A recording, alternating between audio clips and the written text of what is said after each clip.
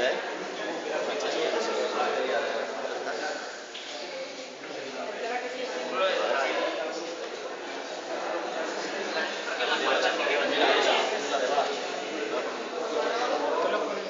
Ah, es plástico.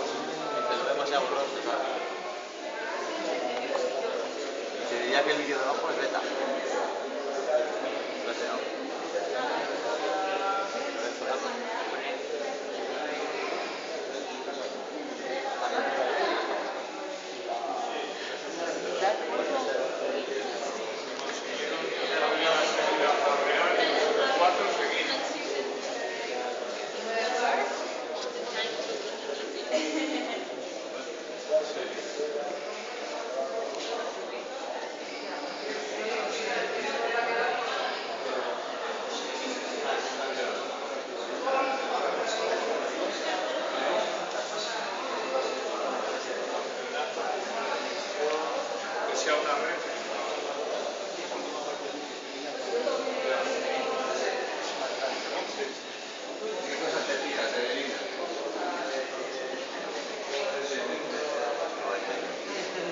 Limpiarse todo lo que es humilde con eso.